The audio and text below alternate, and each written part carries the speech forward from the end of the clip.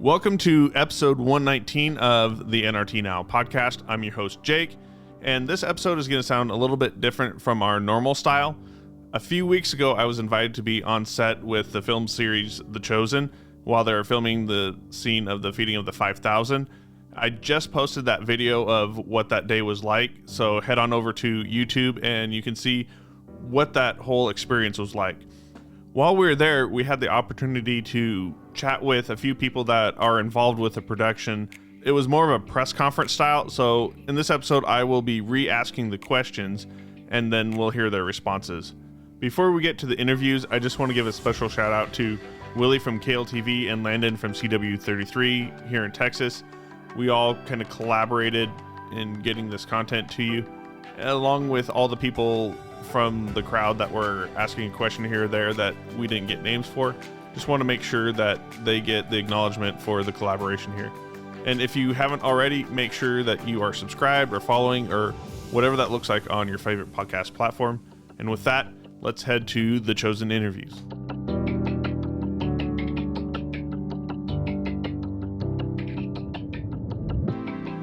First up, we have Derral Eves, who is the executive producer and CEO of The Chosen.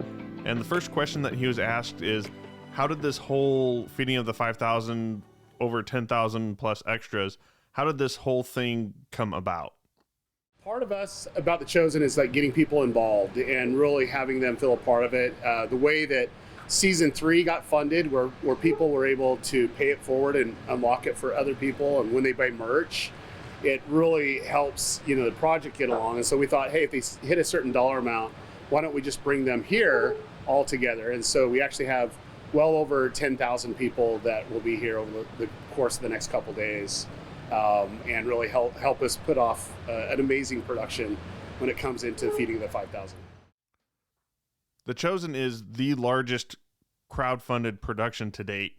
How did you guys get people on board with your vision to make it as big as it is? Well, it was about the vision of a television show that could be HBO quality in entertainment, but be true to the scriptures as well, and so that was kind of the goal. And then as we introduced, it was really hard to get people initially seeing the show, but once they were able to come on, experience it, then it created what humans like to do, which is they like to talk about what they're into. And 2 became 4, 4 became 8, 8 became 16, and just multiplied. And it's just been beautiful to watch. So as we walk around, everybody is in costume here. They were tasked with creating their own costumes within guidelines. How do you feel that all turned out? The majority of the people that are here have made their own costumes. They come at their own expense to be here. And it's really great to see the diversity of costumes and the diversity of people here. And it's just a blessing to see all this support. Because really, if you're trying to bring 5,000 extras, even just in costumes, if we had to do it ourselves, it would be cost prohibitive for us to do that. What are the demographics of the people who came out to this event here to be an extra in this episode? So we're representative of every state in the United States, so all 50 states, and we're really excited about that. But what's more exciting is we actually have 32 countries that are represented, multiple languages. The furthest person that actually came here that I'm aware of is someone from Sydney, Australia, traveled 28 hours to get to LA, and then another 4 or 5 hours to get here. And so really long trip, really long day, but it's really amazing to be surrounded by like-minded people, no matter what country or religious background they're coming from. What does it mean to you that so many people are interested and invested in your vision? So our vision of The Chosen is to get it to 1 billion people, and to really get it to 1 billion people, it needs to be really great content. That's where Dallas and the writers do a great job, and production is so key of making that happen. But I believe this content speaks to people. It speaks to me. And when something speaks to you, people need to share. And ultimately, the people that are putting their life on pause, coming out here, helping us with the feeding of the 5,000, means so much to me because they're so dedicated to the show. And that will also translate them sharing it more, because they're going to be in an episode and they're going to want to share that with their friends and family. And so our goal is to get to 1 billion people. That's not an arbitrary number. We really want 1 billion people to see an authentic Jesus. So much planning and preparation went into these few days here. How does it feel to finally be here in this moment? Dallas and I, we joke a lot about, just getting to specific moments and how amazing it will be. But when we get there, we're like, okay, what's next? We got so much work to do. We're just barely starting production of season 3. There's a long road ahead of us. So we don't celebrate our wins that much. We're just really looking to do what's next until we can get 7 seasons and getting those 7 seasons out to 1 billion people. Can you tell us a little bit about the new set that you guys are building? One of the things to make a really good production is you have to have a control over the elements. I don't know if you figured that out yet, because wind and everything's pretty crazy, especially here in Texas. You never know if you're going to get a tornado warning or it's going to be 1,000,000 degrees or even freezing the next day. And so we wanted to have our own soundstage so that we can actually bring the production quality up, and then also have the set so that we can actually produce faster. So our goal is to get this done as fast as we possibly can. And to do that, we need our own sets and not be waiting on some other set to become available to be in production. You've started filming season 3 at a different location, and then now we're here. How has the filming been going? So yeah, we started season 3 just up in Weatherford, Texas. Just there's a Capernaum village up there. We actually shot the first 2 seasons there when it comes to Capernaum. And it's been great. They've been great hosts. But for us, it's just having that control. That's why we actually have our own village that we're doing. That's Capernaum plus other little towns that we can turn that into with the magic of production. We've got decent cloud cover today, but yesterday it was a clear day. How does that affect production?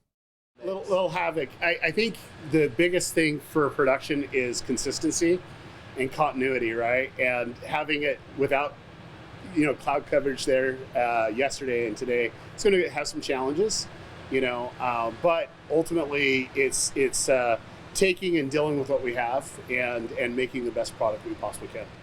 How did you end up in Midlothian, Texas? Texas has been really good for The Chosen. Like we love Texas.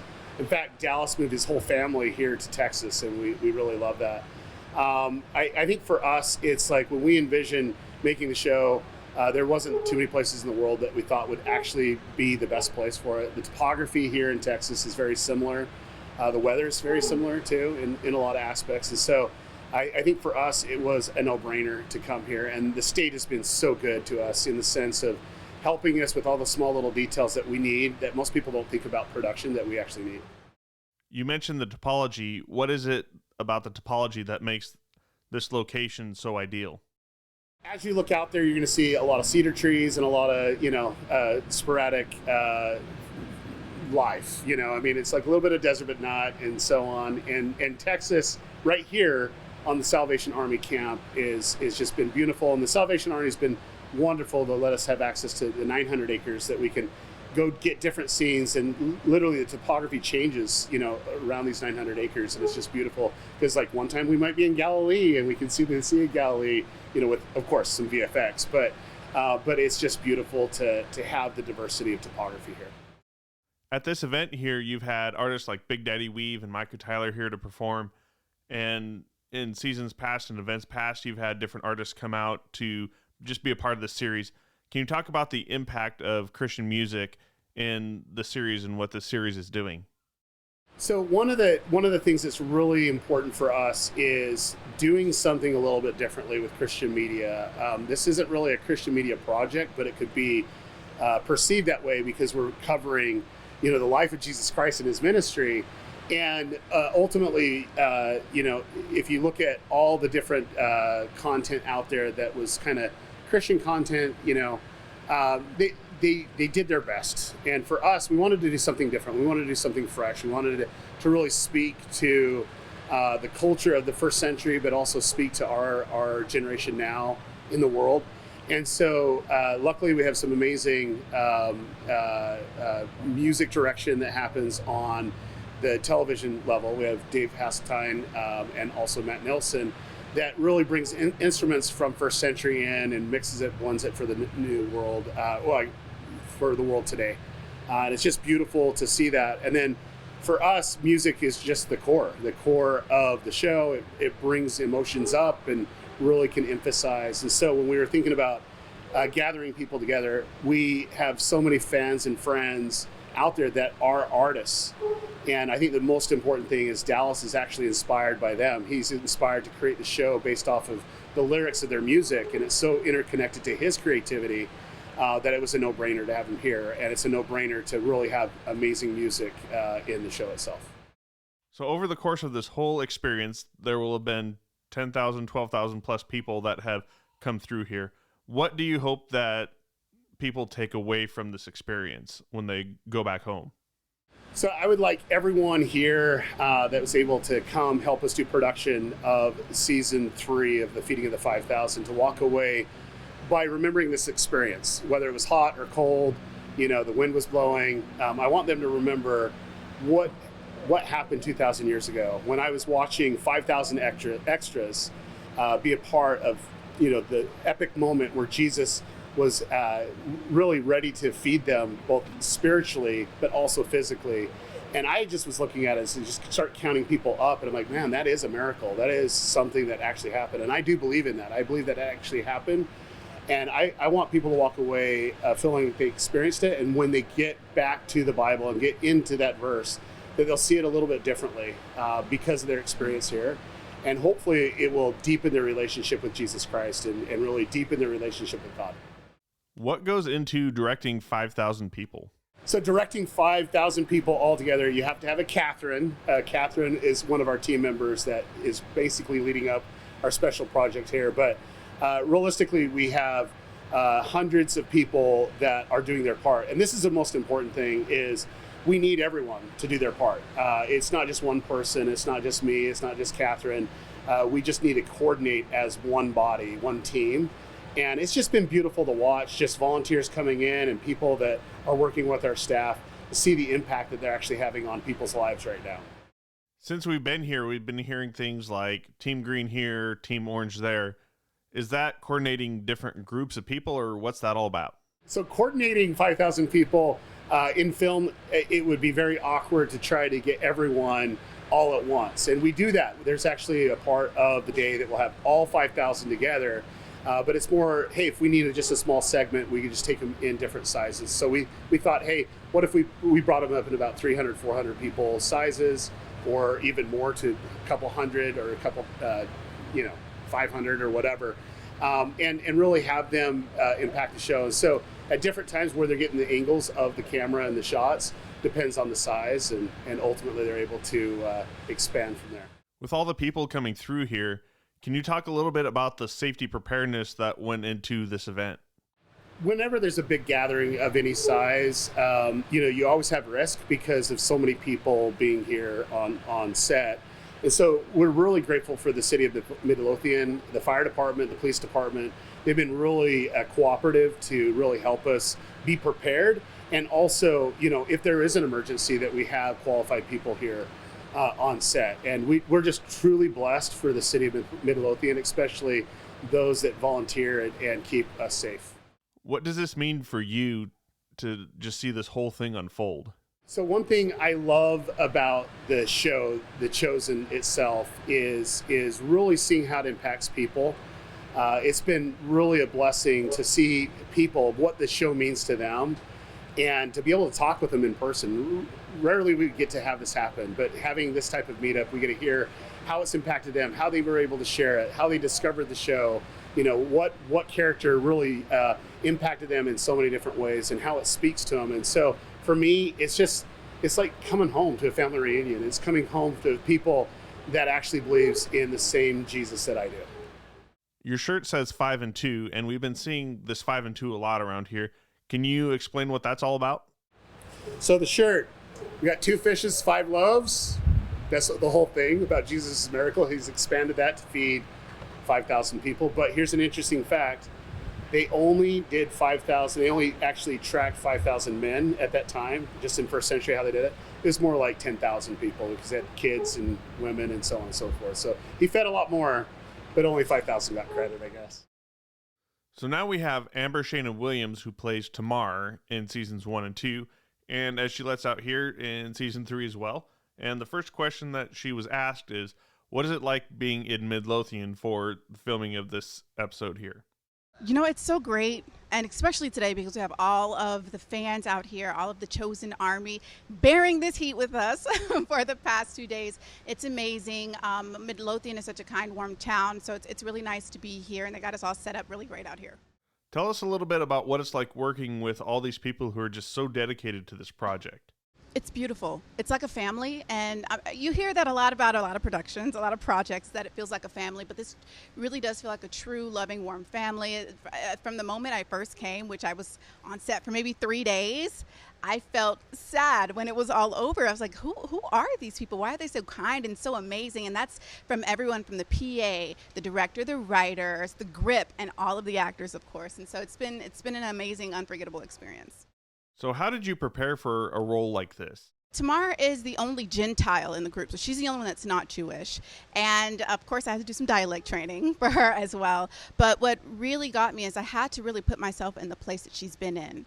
Is there someone in your life who you really, really, really want to see healed, to see better, to see that their suffering ends?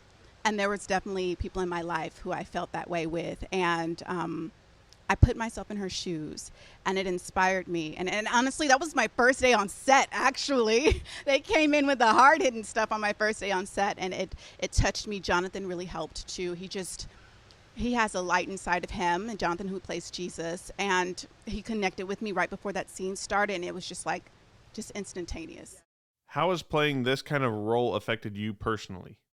It's changed my life. It's affected my faith, specifically. Because, sometimes we experience our life where we stray a little bit, from where we're from what we're used to. And it reached a point where you're surrounded by so many people. You're surrounded by this life and the fans and the support received. It's like it kind of brings you back home, and you find yourself praying a bit more. You find yourself just a bit more where you came from. And so it's affected me and my faith directly, and being a part of this project and all the people here and the people that support it. How does filming at this location help you get into this part? Well, let me tell you, it feels like it might have been somewhere in the Middle East or something like that, except there's chiggers here. Beware the chiggers. No, it's great. It makes you really feel like you're part of the place and the time. It's especially when we filmed during the summer, because I'm not sure if you guys are when we shot last year in the middle of the historic Texas ice storm. This is a lot different. We went from frozen chosen to toasting chosen. But it's really nice, and it kind of gets you in the vein of where these people were during this time. And I feel like it helps a lot, I think. Are you working and filming among the crowd that's been here over the last couple days of this filming? Oh, I can't say too much about that, but I will say that I'm here now, and I'm working my way through the fans and meeting them, speaking with them on stage, and it's been a really beautiful experience to see them one by one and listen to their stories. They're coming from all over the world. I want to say 36 countries, and someone told me they were from Sydney the other day, so it's blowing my mind. Your character has a very particular, unique kind of passion and excitement for the Lord. Do you relate to that personally? I absolutely do. And if anyone will tell you, one thing about me is that I'm a determined person. If Amber sets her mind to something, it's going to happen. And so I feel like I relate a lot to Tamar in this way. And I love the fact that they put her in there and allowed this female representation like this to be so many things at once. Because, being a woman, it encompasses everything. We're vulnerable and strong. We are caring. We are brave. It's just so much that goes into that. And I love that The Chosen can see that from a woman's point of view. How is The Chosen different from other productions and projects that you've been a part of? Don't tell anybody I said this. But Chosen is one of the only projects, I might actually say the only project that I've been a part of where I'm actually an avid fan. I have seen every single episode. I watched them multiple times. I call my husband to watch them with me. I'm calling my mom to check to see if she's on the most current episode, making sure they're all staying up to date. So to sum it up, this right here, The Chosen, is one of the only shows I've ever been a part of where I am a fan. I'm more fan than the fan. I'm so in love. That's the reason why I auditioned for the role, was because I fell in love with it. I watched the first 4 episodes before my audition, and I was like, I have to be here. Can you talk about being a part of the festival here with all the music and just all the stuff happening around filming this episode? Dude, it feels like a Renaissance fair. It really does. And to see everyone all dressed up and just so much effort was put into their costumes and just being here all together. It's great. I love that The Chosen is doing this instead of just coming, because as an actor, we normally show up to work, we do our job, and then we leave. But it's amazing that they get to come here and they have this full-blown experience. They get to meet the directors. They get to have these amazing concerts. They get to be dressed up. They get to be on the show as well. It's just so much going on. I'm really blessed to be a part of it. I got to get on stage and speak. It's great. And last but not least, we have Robert Aiken, who owns CRC Construction, and Tad Eckerle, the Chief Operating Officer. And I guess the best place to start is asking, what part do they play in what we're talking about here with the filming of the episode and The Chosen, the TV series, and what we saw there while we were on site?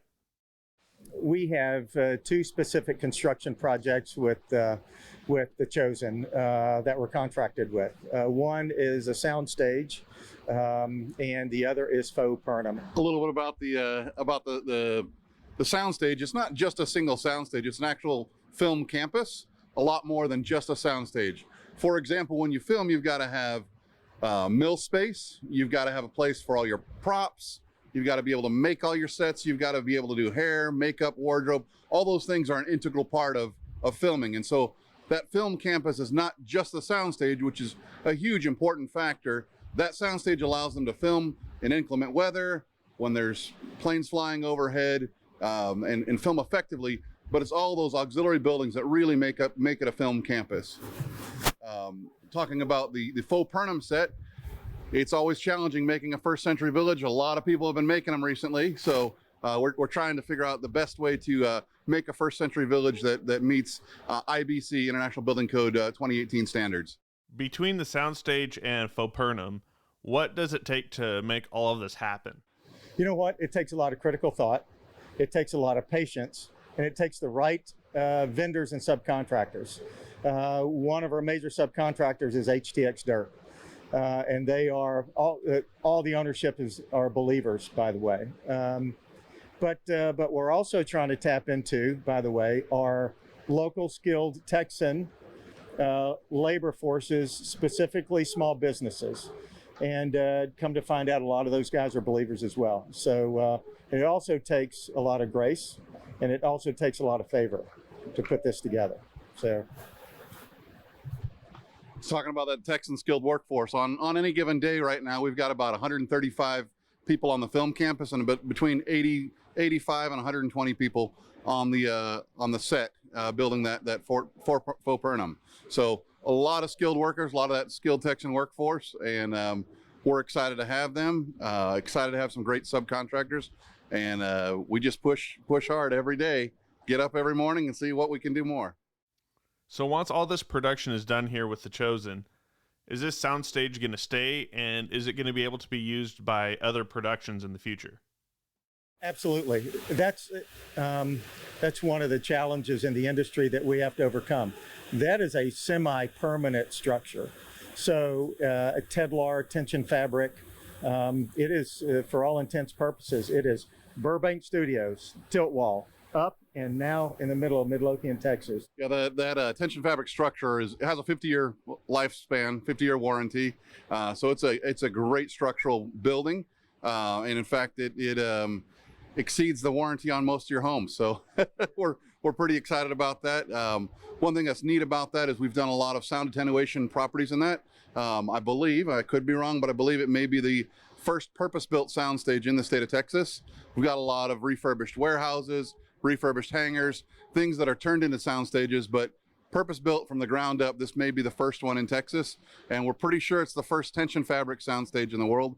Our engineers have done a lot of work, and some of our sound engineers have done a lot of work trying to figure out that layered system that makes that tension fabric structure work, gives it that great sound attenuation, as well as preventing the reverb. What it is, it also absorbs all the sound inside, so that's a dead space, which is great for filming. As a company, what's it like to work on projects like these that you've worked on with The Chosen? It's wonderful. We cut our teeth as we started CRC, working U.S. government contracts around the globe. With a lot of critical thought, we provide professional services and contingency logistics for the U.S. government. That was our start. And a lot of that was the use of sprung structures, building out Bagram Air Base, for example, or creating hangars in sub-Saharan Africa. So that's how we cut our teeth with the sprung structure. And so when the Chosen was looking for somebody to do rapid contingency construction with this type of structure, Sprung said, go to CRC. They know what you're looking for. So number one, it's great. It is a great crew. And plus our hearts have always been aligned with doing what the Almighty calls us to do. That's always been our focus. So this whole relationship, it's a God thing. And I just, not that you're asking, but God's hand has been in this. Julia, we just talked about, we looked around the world for an electrical component. And just one of many thousands of examples. So, for example, this component wasn't found anywhere. Vendors said, well, I got to make it. It's going to take 52 weeks to get it. Well, I had to get this thing done in 8 months. I said, well, we got to really look outside vendors outside of Texas. Called a friend knew another friend, and it happened to be a buddy of mine that was a number 2 in the Tennessee Valley Authority, which had a friend that had it on the shelf. And now that's where we came up with a larger vendor, TDI, for example, that had that equipment, and now we're going to meet mission. That's God's hand. So I know that was a long story, but God's hand's been in this. Just think about the construction activity around the globe right now. If you've remodeled your house or you've built a house in the last year or 18 months, it hasn't gone too well. God's hand's been in this, and we're completing this in about 8 months. Follow up with that. Well, there's a lot of things to follow up, and there's a lot of things to think. But truly, the Lord has blessed this project. Lord's been a major part of it, and we go before Him every day. At the end of the day, putting our egos down, ourselves down, and looking for what He's going to give us for that day.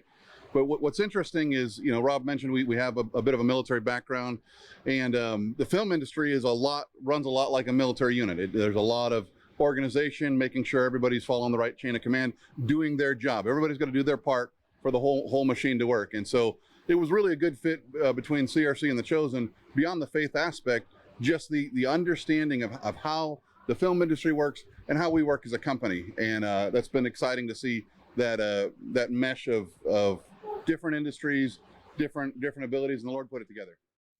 With the speed that you've done all of this in, how have you managed the project when we're hearing about just a shortage of materials, of labor, rising costs? How have you managed this project and been able to do it just so quickly?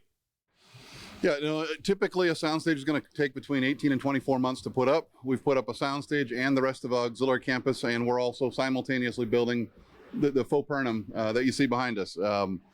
That happens because of, again, how we think, how we do our work. Instead of bringing a large construction management, hey, we're a GC and this is how we build your subdivision, this is how we build your commercial structure.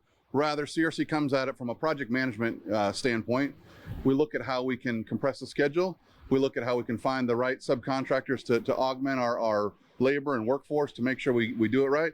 We make sure we bring in the right professionals. There is a cost to that, but at the end of the day, you've got cost, quality, and you got time. What do you want? So we're trying to find that perfect balance, working hand in hand with the Chosen of what their needs are with time and what can realistically be done as far as compressing that schedule.